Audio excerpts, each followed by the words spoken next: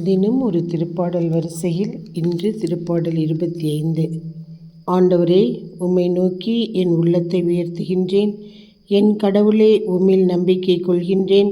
நான் வெட்கமுற விடாதேயும். என் பகைவர் என்னை கண்டு நகைக்க விடாதேயும். உண்மையிலேயே உம்மை நம்பும் எவரும் வெட்கமுறுவதில்லை.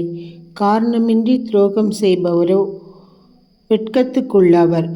ஆண்டவரே, உம் பாதைகளை நான் அறியச் செய்தருளும். உம் வழிகளை எனக்கு கற்பித்தருளும். உமது உண்மை நெறியில் என்னை நடத்தி என்னை கற்பித்தருளும். ஏனெனில் நீரே என் மீட்பராம் கடவுள்.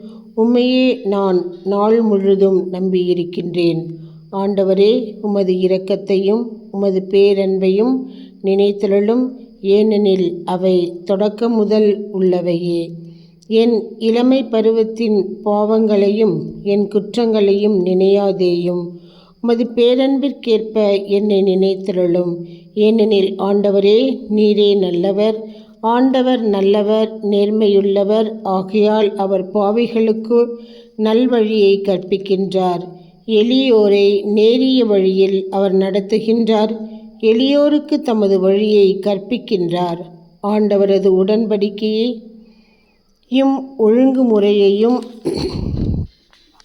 கடைப்பிடிப்போருக்கு அவருடைய பாதையெல்லாம் பேரன்பும் உண்மையும் உள்ளனவாய் விளங்கும். ஆண்டவரே, உமது பெயரின் பொருட்டு என் குற்றத்தை மன்னித்தருளும். ஏனெனில் என் குற்றம் மிக பெரியது. ஆண்டவருக்கு அஞ்சி நடப்பவர் எவரோ அவருக்கு தாம் தேர்ந்து கொள்ளும் வழியை அவர் கற்பிப்பார்.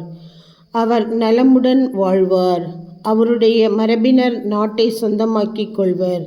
ஆண்டவரின் அன்புறவு அவருக்கு அஞ்சி நடப்போருக்கே உரித்தாகும். அவர் அவர்களுக்கு தமது உடன்படிக்கையை வெளிப்படுத்துவார். என் கண்கள் எப்போதும் ஆண்டவரை நோக்கி இருக்கின்றன. அவரே என் கால்களை வலையிலிருந்து விடுவிப்பார்.